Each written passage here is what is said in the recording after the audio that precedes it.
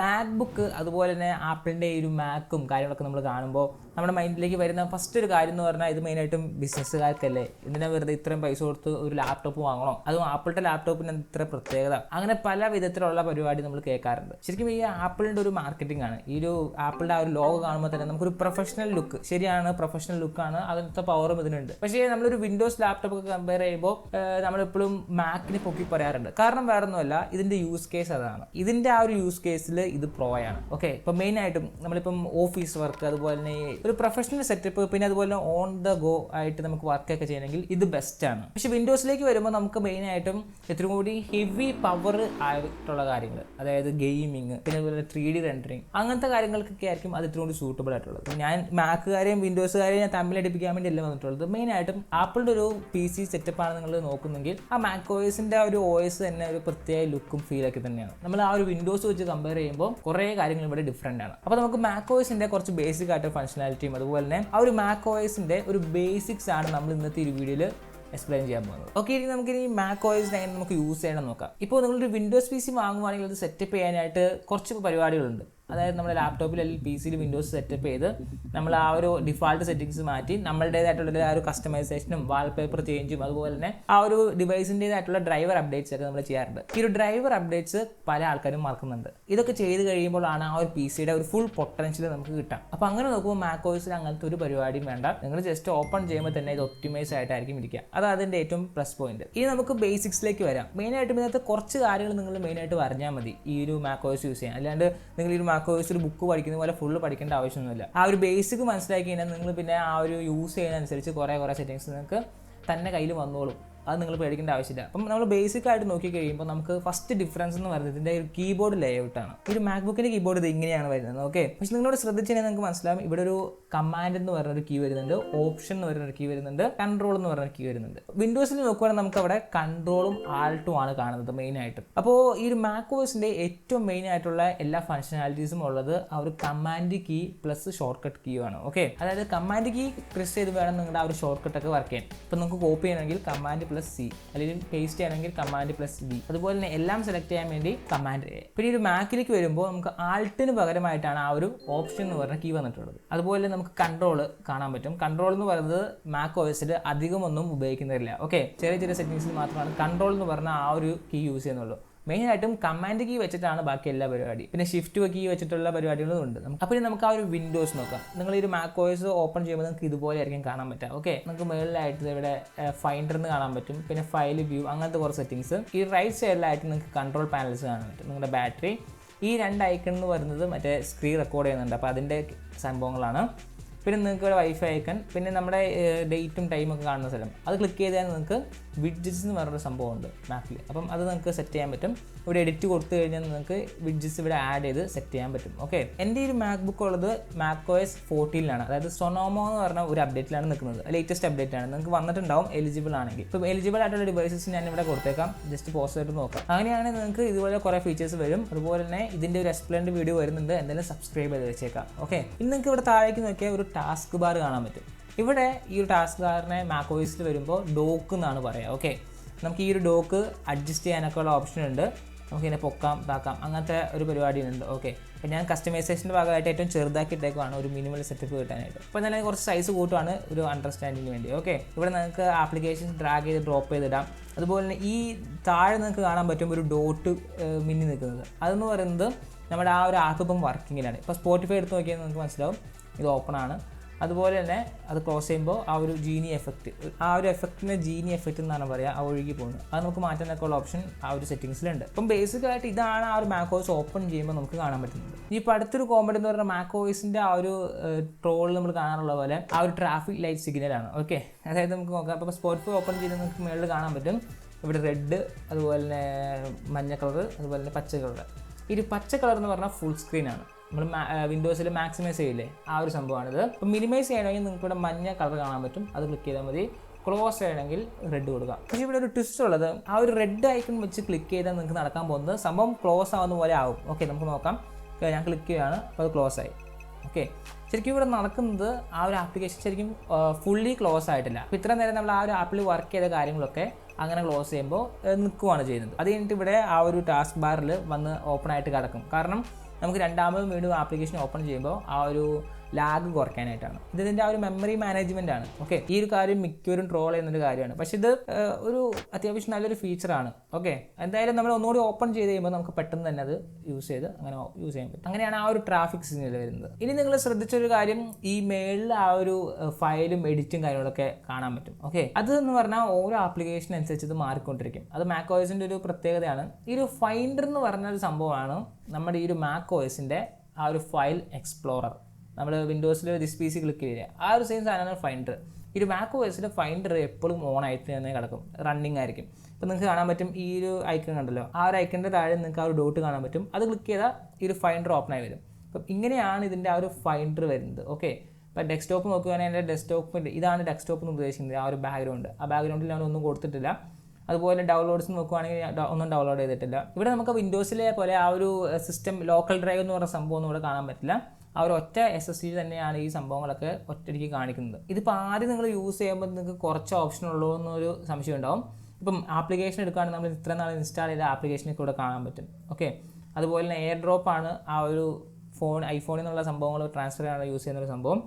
Okay, അപ്പം ഇവിടെ നോക്കിക്കഴിഞ്ഞാൽ നിങ്ങൾക്ക് മനസ്സിലാവും കുറച്ചധികം ഓപ്ഷൻസാണ് നമുക്ക് ഇവിടെ കാണാൻ പറ്റുക. ഇപ്പം ഫുൾ ഓപ്ഷൻ, അതായത് ഇതിൻ്റെ ആ ഒരു റൂട്ട് ഡയറക്ടറി കാണണമെങ്കിൽ ഇവിടെ നിങ്ങൾക്ക് ഗോ എന്ന് പറഞ്ഞ ഓപ്ഷൻ ഉണ്ട്. ആ ഒരു ഗോ ക്ലിക്ക് ചെയ്യുക, അത് എനിക്ക് ഹോം നിൽക്കിയാൽ മതി. അപ്പം ഈ ഒരു Macintosh HD എന്ന് പറഞ്ഞ സംഭവമാണ് ഈ ഒരു macOSൻ്റെ ആ ഒരു ഹാർഡ് ഡിസ്ക്. അതായത് SSD ആണ്, NVMe SSD ആണ് വരുന്നത്. അപ്പോൾ അതിനകത്താണ് ഈ സിസ്റ്റം എല്ലാം സ്റ്റോർ ചെയ്ത് വെച്ചിട്ടുള്ളത്. ഓക്കെ, അപ്പം ഈ ഒരു ഫയൽ സിസ്റ്റത്തിൻ്റെ കാര്യം പറയുകയാണെങ്കിൽ ഈ ഒരു വീഡിയോ ഇന്നും തീരില്ല, കുറേയധികം സെറ്റിങ്സും കാര്യങ്ങളൊക്കെ ഉണ്ട്. ഓക്കെ, അപ്പം അത് ഞാൻ ഇതിനകത്ത് മെയിനായിട്ട് ഉൾപ്പെടുത്തുന്നില്ല. കാരണം നമുക്ക് ബേസിക് ആയിട്ടുള്ള കുറച്ച് കാര്യങ്ങൾ പഠിച്ചു കഴിഞ്ഞാൽ നിങ്ങൾ തന്നെ ഇതിനകത്ത് ചെന്ന് കാര്യങ്ങൾ മനസ്സിലാക്കിക്കോളും. ഓക്കെ, അതൊരു ഗ്യാരണ്ടി ആയിട്ടുള്ള കാര്യമാണ്. അപ്പോൾ അതൊക്കെ ഓർത്ത് നിങ്ങൾ പേടിക്കേണ്ട ആവശ്യമില്ല. അപ്പോൾ ഞാൻ പറഞ്ഞു തന്നത് ഇങ്ങനെയാണ് നിങ്ങൾക്ക് ഈ ഒരു റൂട്ട് ഡയറക്ടറിയിൽ എത്താൻ പറ്റും. ഇനി നിങ്ങൾക്ക് ആ ഒരു മേളത്തെ ഓപ്ഷൻസ് കാണാൻ പറ്റും. ആ ഒരു ഓപ്ഷൻസിൻ്റെ വർക്കിംഗ് പറയാം. അപ്പം ഈ ഒരു ഫയൽ ക്ലിക്ക് ചെയ്താൽ നമുക്ക് ഇവിടെ ന്യൂ ഫയലും അതുപോലെ ന്യൂ ഫോൾഡറൊക്കെ ക്ലിക്ക് ചെയ്യാൻ പറ്റും. അതുപോലെ തന്നെ എഡിറ്റ് ആണെങ്കിൽ നമുക്ക് കോപ്പി, ഷോ ക്ലിപ്പ് ബോർഡ്, അതുപോലെ തന്നെ വിൻഡോ ക്ലിക്ക് ചെയ്യുകയാണെങ്കിൽ മിനിമൈസ്, മാക്സിമൈസ്, അങ്ങനത്തെ സാധനങ്ങളൊക്കെ. ഹെൽപ്പ് എന്ന് പറയുമ്പോൾ നമുക്ക് ഇവിടെ എന്താ പറയുക, യൂസർ ഗൈഡ് പോലത്തെ സംഭവമാണ്, അത് അധികം യൂസ് ചെയ്യാറുള്ളത് ഞാൻ. ഇനി നിങ്ങൾക്ക് ഈ ഒരു ഫൈൻഡറിന് എന്തെങ്കിലും ചേഞ്ചസ് വരുത്തണമെങ്കിൽ, അതായത് ഏതെങ്കിലും ഒരു ആപ്ലിക്കേഷൻ്റെ മെയിൻ ആയിട്ടുള്ള സെറ്റിങ്സ് മാറ്റണമെങ്കിൽ നിങ്ങൾക്ക് ഇവിടെ കാണാൻ പറ്റും. ഈ ഒരു ഫൈൻഡർ എന്ന് പറയുന്നത് കാണാൻ പറ്റും. ആ ഒരു ഫൈൻഡറിൻ്റെ അവിടെ ക്ലിക്ക് ചെയ്താൽ നമുക്ക് ഇവിടെ മെയിൻ സെറ്റിങ്സ് കാണാൻ പറ്റും. ആ ഒരു സെറ്റിങ്സ് ക്ലിക്ക് ചെയ്താൽ ഫൈൻഡറിൻ്റേതായിട്ടുള്ള സെറ്റിങ്സ് കാണാൻ പറ്റും. ഓക്കെ, അങ്ങനെയാണ് ഇതിൻ്റെ ഒരു ആപ്പിൻ്റെ മെയിൻ സെറ്റിങ്സ് എടുക്കുന്നത്.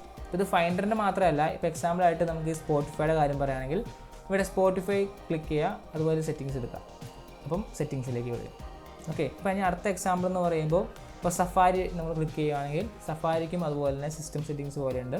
അത് ക്ലിക്ക് ചെയ്യുക, സെറ്റിങ്സ് എടുക്കുക, സഫാരിയുടേതായിട്ടുള്ള എല്ലാ സെറ്റിങ്സും നിങ്ങൾക്ക് ഇവിടെ കാണാൻ പറ്റും. അപ്പോൾ അങ്ങനെയാണ് ആ ഒരു ഫയലിൻ്റെ സെറ്റപ്പ് ഒക്കെ വരുന്നത്. ഇപ്പോൾ ഞാൻ ഇത് മിനിമൈസ് ചെയ്ത് ശ്രദ്ധിച്ചിട്ടുണ്ടാവും. ഈ മിനിമൈസ് ചെയ്ത് കഴിഞ്ഞിട്ടും ആ ഒരു സ്പോട്ടിഫൈ എന്ന് കാണിക്കുന്നുണ്ട്.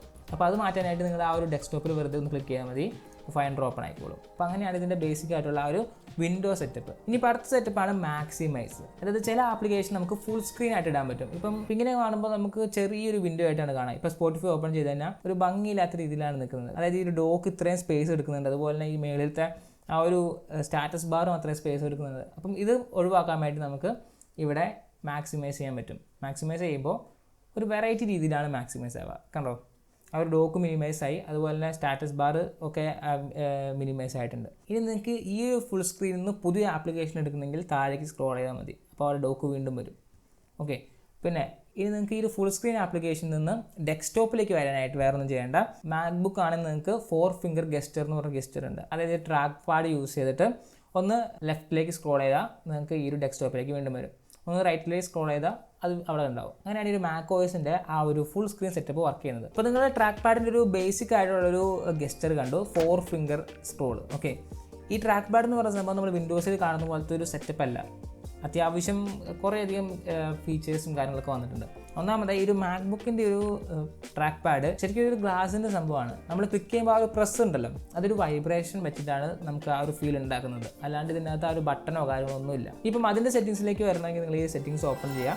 അത് എൻ്റെ താഴെ ട്രാക്ക് പാഡ് എന്നൊരു ഓപ്ഷൻ ഉണ്ട്. അതുപോലെ ഓരോ സെറ്റിങ്സിൻ്റെ ആ ഒരു വിഷ്വൽ റെപ്രസെൻറ്റേഷൻ നിങ്ങൾക്ക് മേളിലായിട്ട് കാണാൻ പറ്റും. മാക്ബുക്ക് യൂസ് ചെയ്യുമ്പോൾ ഫസ്റ്റ് നിങ്ങൾ ചെയ്യേണ്ട ആദ്യത്തെ ഒരു സെറ്റിങ്സ് ചേഞ്ച് എന്ന് പറഞ്ഞാൽ സെറ്റിങ്സിൽ പോവുക, ഈ ട്രാക്ക് പാഡ് വന്നിട്ട് ടാപ്പ് ടു ക്ലിക്ക് എന്ന് പറഞ്ഞ ഓപ്ഷൻ വരാം. അത് ഓൺ ആക്കിയില്ല. ഓക്കെ, അത് നിങ്ങൾ ഓൺ ആക്കിയിട്ടില്ലെങ്കിൽ നിങ്ങൾക്ക് ട്രാക്ക് പാഡിൽ ഇത്തിരി പ്രഷർ കൊടുക്കേണ്ടി വരും. അതായത് നിങ്ങൾ വിൻഡോസിൽ ആ ഒരു ബട്ടൺ ക്ലിക്ക് ചെയ്യുന്ന എഫക്റ്റ് അല്ലേ, അത് ക്ലിക്ക് ചെയ്ത് കാര്യങ്ങൾ ചെയ്യേണ്ടി വരും. അത് ഒഴിവാക്കാൻ വേണ്ടിയാണ് നമ്മൾ ടാപ്പ് ടു ക്ലിക്ക് ചെയ്യുക. അപ്പോൾ ഇത് ഓൺ ആക്കുവാണെങ്കിൽ നമ്മൾ ജസ്റ്റ് ഒന്ന് ആ ഒരു പ്രസ് ചെയ്ത് ക്ലിക്ക് ചെയ്യേണ്ട ആവശ്യം വരുന്നില്ല. പിന്നെ ട്രാക്ക് പാഡിൻ്റെ കുറേയധികം ഗസ്റ്റേഴ്സ് നിങ്ങൾക്ക് കാണാൻ പറ്റും. ഈ ഒരു മോർ ഗസ്റ്റേഴ്സിൽ അത് നിങ്ങൾക്ക് വായിച്ച് മനസ്സിലാക്കാനായിട്ട് പറ്റും. ഇത്ര നമ്മൾ ആ ഒരു വിൻഡോ സെറ്റപ്പും ഡോക്കും ട്രാക്ക് പാഡൊക്കെ കണ്ടു. ഇനി നമുക്ക് ഇതിനകത്ത് ഒരു ആപ്ലിക്കേഷൻ ഇൻസ്റ്റാൾ ചെയ്യുന്നത് എങ്ങനെയൊക്കെയാണെന്ന് നോക്കാം. ഇപ്പം നിങ്ങളിപ്പോൾ ഒരു iOS യൂസർ ആണെങ്കിൽ നിങ്ങൾ വിചാരിക്കും iOS പോലെ തന്നെ ആയിരിക്കും മാക്ക് എന്ന്. ശരിക്കും പറഞ്ഞാൽ macOS എന്ന് പറഞ്ഞാൽ ബാക്കി ആപ്പിളിൻ്റെ എല്ലാ പ്രോഡക്റ്റ്സിൽ നിന്നും, അതായത് എല്ലാ പ്ലാറ്റ്ഫോംസിൽ നിന്നും വ്യത്യാസമുണ്ട്. iOS പോലെ ഇതിനകത്ത് ആപ്പ് സ്റ്റോറിൽ നിന്ന് മാത്രമല്ല നമുക്ക് ആപ്ലിക്കേഷൻ ഇൻസ്റ്റാൾ ചെയ്യാൻ പറ്റാം. നിങ്ങളുടെ ബ്രൗസർ യൂസ് ചെയ്ത്, അതുപോലെ ഇതിനകത്ത് സഫാരിയാണ് ഡിഫാൾട്ട് ആയിട്ട് വരിക, ഇതിനകത്ത് നിങ്ങൾക്ക് ക്രോമും കാര്യങ്ങളൊക്കെ ഇൻസ്റ്റാൾ ചെയ്യാൻ പറ്റും. അപ്പം നിങ്ങൾക്ക് ഇഷ്ടമുള്ള ആപ്ലിക്കേഷനോ സോഫ്റ്റ്വെയർ നിങ്ങളുടെ ഒരു macOSന് സപ്പോർട്ട് ചെയ്തിട്ടുണ്ടെങ്കിൽ നിങ്ങൾക്ക് ആ ഒരു ബ്രൗസറിൽ കയറി സെർച്ച് ചെയ്ത് ഡൗൺലോഡ് ചെയ്യാൻ പറ്റും. ഇവിടെ നിങ്ങൾക്ക് വിൻഡോസിൽ കാണുന്ന പോലെ ആ ഒരു exe ഫയലല്ല വരുന്നത്, പകരം DMG അല്ലെങ്കിൽ PKG എന്ന ഫയൽ ഫോർമാറ്റിലാണ് ആപ്ലിക്കേഷൻസ് വരാം. ഇപ്പം നമുക്ക് ടെസ്റ്റ് ചെയ്യാനായിട്ട് ഒരു ആപ്ലിക്കേഷൻ നമുക്ക് ഇൻസ്റ്റാൾ ചെയ്യാൻ നോക്കാം. സഫാരി പോയിട്ട് ക്രോം എന്ന് സെർച്ച് ചെയ്യാം. ഓക്കെ, ക്രോം സെർച്ച് ചെയ്യുന്നു. അപ്പോൾ ഡൗൺലോഡ് ക്രോം ക്ലിക്ക് ചെയ്യണം. അപ്പോൾ നിങ്ങൾക്ക് ഇവിടെ ഡൗൺലോഡ്സിൽ കാണാൻ പറ്റും. ഇവിടെ നിങ്ങൾക്ക് കാണാം google.chrome.dmg എന്ന്. അപ്പോൾ ഡൗൺലോഡ് ചെയ്ത് കഴിയുമ്പോൾ നമുക്കിവിടെ DMG ഫയലിൽ കാണാൻ പറ്റും. അത് ക്ലിക്ക് ചെയ്താൽ നിങ്ങൾക്ക് ഇങ്ങനെ ഗൂഗിൾ ക്രോമോ പിന്നെ ആപ്ലിക്കേഷൻസിൻ്റെ ആ ഒരു ഫോൾഡറും കാണാൻ പറ്റും.